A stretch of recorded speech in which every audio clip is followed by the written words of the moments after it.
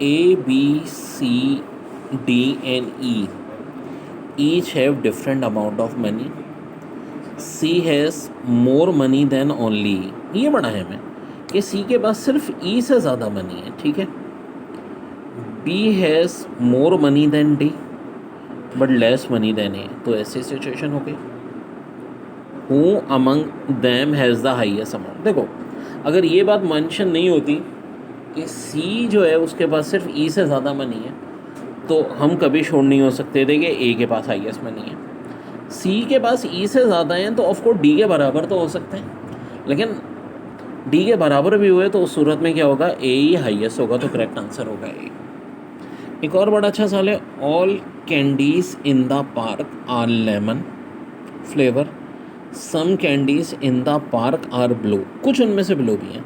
The conclusion is all the blue colour candies in the park are lemon flavour. Of course यही होगा, क्योंकि देखो lemon flavour वाले तो सारी हैं, उनमें से कुछ का कलर ब्लू भी है. तो इसका मतलब है जितनी ब्लू कलर वाली हैं वो लेमन फ्लेवर होगी. ऑल लेमन फ्लेवर वाली ब्लू तो नहीं हो सकती, ये कहीं से मेंशन नहीं है. जो 100% कंक्लूजन है वो पहला है कि all blue colour candidates in the are. Salim walk 5 metre towards west. भाई ऐसे होता है, ये नॉर्थ होता है, ये ईस्ट, ये वेस्ट, ये साउथ. ये स्टार्टिंग पॉइंट है और वो 5 मीटर मूव हुआ कहाँ, वेस्ट में. कौन भाई, सलीम भाई स्टार्टिंग से वेस्ट में गए, ठीक है. Takes a right turn and walks 5 metres right. Right याद रखो इधर, ये आपका बनेगा. फिर दोबारा 5 मीटर राइट चले गए. इसमें देखो स्टेपिंग देख लो, यहाँ तक आ गए. रिपीट हो जाए वर्डिंग तो गलती हो जाती है. He then takes another right turn, एक और राइट टर्न लिया एंड वॉक 20 मीटर. अब यहाँ से राइट टर्न कहाँ होगा, इधर. अब 20 मीटर देखो, ये भी 5 था, ये भी 5 था. अब लंबा लिया उसने, कहीं 20 मीटर जाके इधर कहीं होगा. फिर कह रहे he then takes final right turn. अब ये फाइनल राइट टर्न है and walks 5 metre before stopping. फिर एक और राइट टर्न लिया, राइट यू ही. ऑब्वियस बात है राइट पढ़ना होगा 5 metre. How far he is from the starting. मैंने कहा था ये बड़ा है, मैं अब दिमाग लगाऊँ. जस्ट लाइक एक रेक्टेंगल वाली शेप है, U5 U5 फिर U20 फिर ये 5. ये साइडें तो इक्वल हैं. यहाँ से यहाँ तक 20 में से 5 माइनस कर दो. 20 में से 5 माइनस करोगे कितना होगा, 15. Answer is 15 metre. Sammy was born 2 years after his parents marriage. यानी कि 2 साल बाद अपने पेरेंट्स की मैरिज पे. His mother is 5 year younger than his father. जो फादर और मदर की एज का फ़र्क है वो 5 year है. आगे कह रहे हैं बट 20 years ओल्डर देन समी. यानी समी और उनकी मदर के दरमियान में 20 साल का फ़र्क है, ठीक है.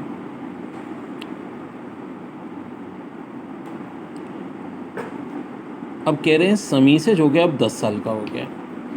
Eight what age dad is father get married. देखो टारगेट हमारा ये कि समी से 20 साल बड़ी है.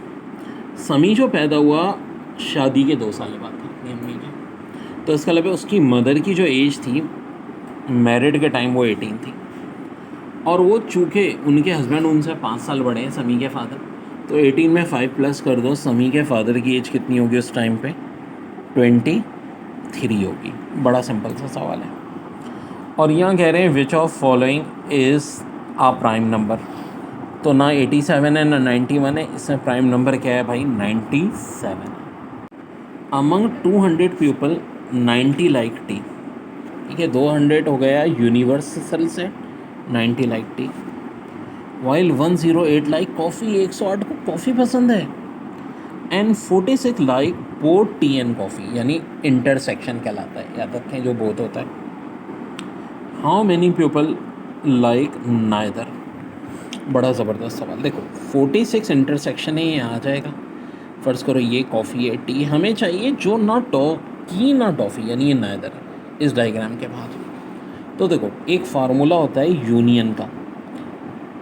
टी यूनियन कॉफ़ी, यानी जो टी या कॉफ़ी में से कुछ एक ले रहे हैं, वो क्या होता है, T plus coffee 90 plus 108 minus intersection of T of coffee 46, इनका सम 198 46 को माइनस किया 152 है जो कम से कम कोई एक चीज़ ले रहे हैं। तो हमें तो ये चाहिए जो कुछ नहीं ले रहे, यानी नाइदर।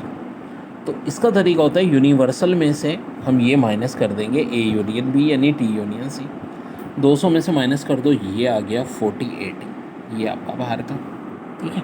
आंसर हो जाएगा इसका 48। यहाँ कह रहे हैं कि अगला नंबर सीरीज़ का निकालें, तो देखो बड़ा घुमाया है, 4 7 11 18, एक्चुअली 4 और 7 का सम आ गया 11, 7 और 11 का 18, 11 18 का 29, अब 18 29 का सम 40।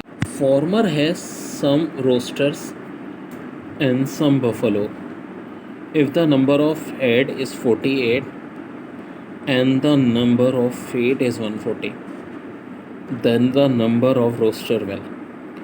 तो चार जो हैं वो हो जाएंगे, अच्छा हेड 48 होने का मतलब है कि बफलोस और रोस्टर्स की मिल के तादाद 48 हो गई, ठीक है।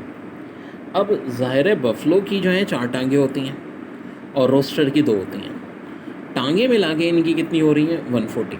तो बस इस इक्वेशन को सॉल्व करना है। एक तरीका तो ये है कि भाई ये जो वाली इक्वेशन है ना, इसको या तो डायरेक्ट 4 से मल्टीप्लाई कर दो, 4b प्लस 4r, क्योंकि हमें तो निकालना है रोस्टर्स पे नज़र है ना, और 48 को जब 4 से मल्टीप्लाई करोगे 192 आ जाएगा।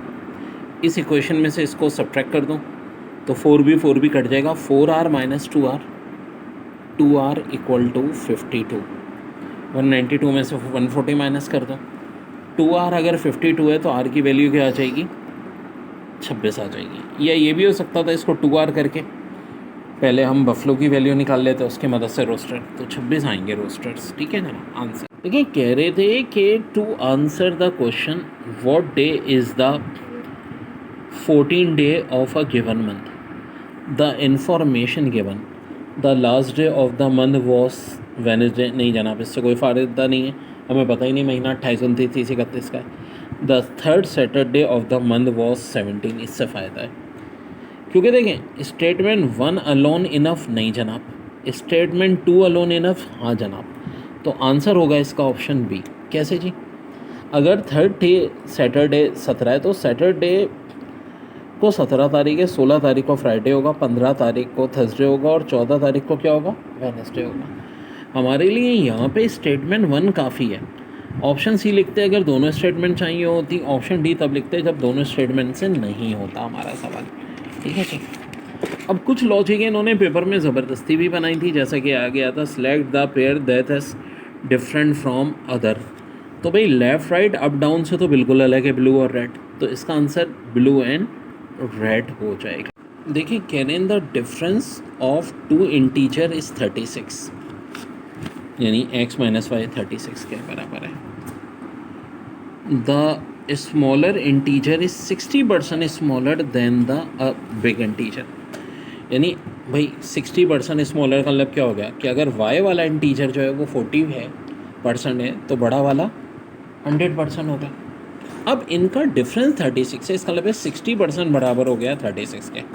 हमें क्या चाहिए, हमसे कह रहे हैं सम ऑफ द दीस नंबर, यानी 100 और 40 का सम, 100 और 40 का सम कितना होगा 140%। तो अगर 60% 36 के बराबर है तो 140% कितना होगा, देखो आसान से ट्रिक होती है, 36 को डिवाइड कर देंगे हम 60 से, मल्टीप्लाई किससे कर देंगे 140 से, तो ये 84 आ जाएगा। या ऐसे भी कर सकते थे कि भाई 100 और 40 दोनों का सम चाहिए, 100 अलग निकाल लेते जो कि 60 आता, 40 अलग निकाल लेते। भाई 100 के लिए 36 को डिवाइड 60 से मल्टीप्लाई 100 से करते हैं, 40 के लिए डिवाइड 60 से मल्टीप्लाई 40 से करते हैं, तो 60 और 24 का सम 84। ये हमारा the average of the ages of 5 children born at the interval of 2 year is 18 year, what is the age of the youngest. अब देखो एक की एज हम एवरेज चाहिए, तो एक को मान लेंगे x माइनस 4, x माइनस 2, एक को x, एक को x प्लस 2, एक को x प्लस